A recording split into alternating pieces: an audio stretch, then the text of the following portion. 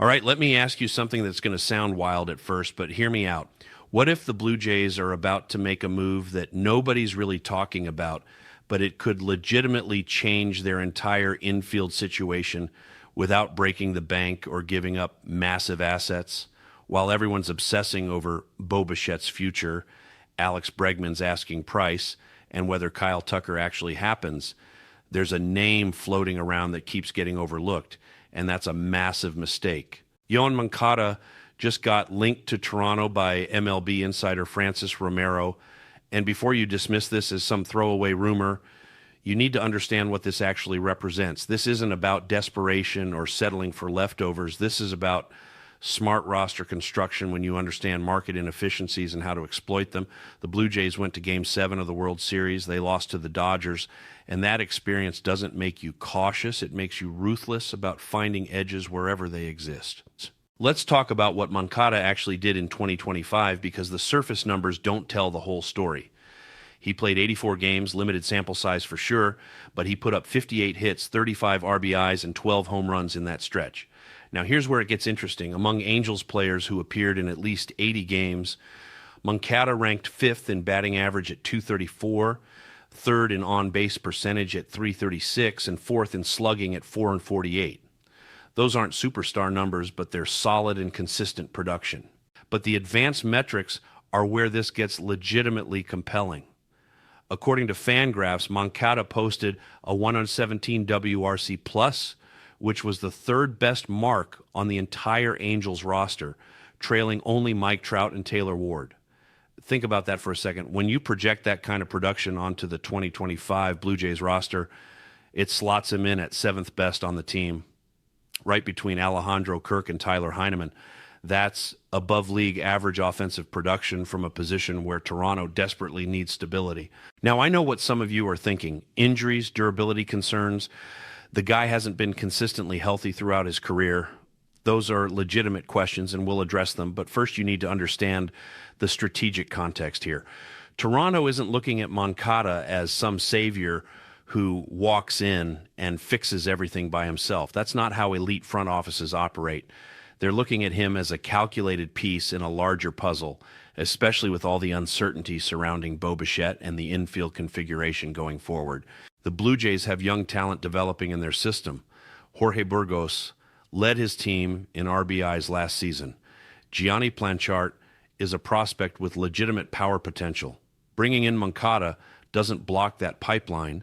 It creates a bridge. You're adding nearly a decade of MLB experience while allowing those young players to develop without being rushed or pressured into roles they're not ready for yet. That's organizational sustainability, not panic moves or short-term thinking. Let's zoom out even further and look at the historical profile here because this matters. Back in 2016, Moncada was described as a 5-tool player with plus raw power and a plus arm. That potential materialized most clearly in 2019 when he delivered 161 hits, 79 RBIs, 25 home runs, and added 10 stolen bases across 132 games. That's the ceiling Toronto would potentially be buying into, not at peak superstar pricing, but within a classic asymmetric risk scenario. This is exactly the type of bet that separates smart organizations from average ones. The market doesn't always price injured or inconsistent players correctly, especially when they're coming off limited seasons. If Moncada's body cooperates and he approaches anything close to that 2019 form, the value proposition becomes absolutely ridiculous relative to what you'd pay. And even if he just maintains that 117 WRC plus production from 2025, you're still getting above average offense from a position where Toronto needs help. The timing here is crucial too. Toronto is simultaneously connected to names like Kazuma Okamoto and Ketel Marte while still being in the Kyle Tucker and Alex Bregman conversations. That's not confusion or lack of direction. That's preparation for multiple scenarios. Elite front offices don't put all their eggs in one basket and then panic when plan A doesn't materialize. They build optionality into their approach so they can pivot quickly based on how the market develops. Now let's address the elephant in the room because ignoring it would be dishonest. Moncada has played 100 or more games in only 4 of his 10 MLB seasons. Durability isn't some minor footnote, it's a central concern. There's legitimate risk that his body simply won't hold up regardless of talent level. Additionally, if Toronto actually lands Bichette long-term or signs Bregman, Moncada could become redundant or just an expensive insurance policy sitting on the bench. But here's the counterpoint to that concern. What's the alternative? Overpay for Bregman in a bidding war while other teams drive his price into territory that doesn't make financial sense? Wait around hoping Bo Bichette suddenly becomes a different hitter than he's been recently? Count on internal options who haven't proven they can handle everyday major league responsibilities yet? Every single option carries risk. The question is, which risk profile makes the most sense given Toronto's competitive window and roster construction? The case for Moncada isn't built on blind optimism or ignoring red flags. It's built on understanding market inefficiencies and probability distributions. Yes, there's injury risk. Yes, the ceiling might not be as high as some other options, but the cost should be significantly more controlled, especially given his recent injury history and limited 2025 playing time, and the floor, assuming reasonable health, is still above average offensive production from a position where Toronto needs help. This is also about roster flexibility moving forward. If Moncada comes in and performs well, fantastic. You've got a productive third baseman at reasonable cost. If one of the younger prospects forces his way onto the roster through performance, Moncada provides veteran depth and can shift into more of a platoon or utility role. If the injury concerns materialize and he can't stay healthy, you're not locked into some massive multi-year albatross contract that destroys your flexibility.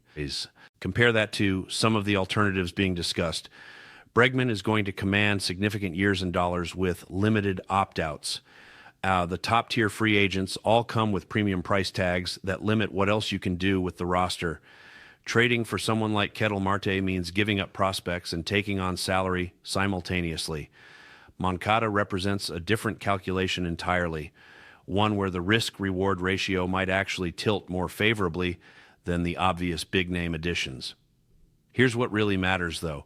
The Blue Jays are operating like an organization that understands market dynamics rather than just reacting to headlines and fan pressure.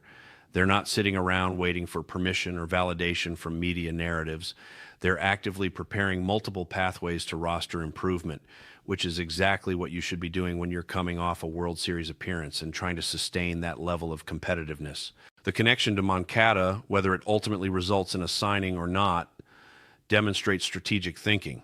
It shows Toronto is looking at players the broader market might be undervaluing due to recent injury history or limited sample sizes. It shows they're willing to take calculated risks on players with upside rather than just paying market rate for established commodities. And it shows they understand that roster construction is about creating depth and optionality, not just collecting the shiniest names available. So where does this leave us? Yoan Moncada isn't the sexiest name. He's not going to generate the same excitement as landing Alex Bregman or Kyle Tucker. But smart organizations don't evaluate players based on excitement level. They evaluate based on production relative to cost and how that player fits into the broader roster ecosystem. And when you look at it through that lens, Moncada starts making a lot more sense than people initially realize. The Blue Jays are playing chess while everyone else is focused on individual pieces. They're building scenarios and preparing contingencies while maintaining flexibility to pivot based on how situations develop. That's what sustained success looks like in modern baseball, not making the obvious move that everyone expects, but finding the edges and exploiting them before the market corrects.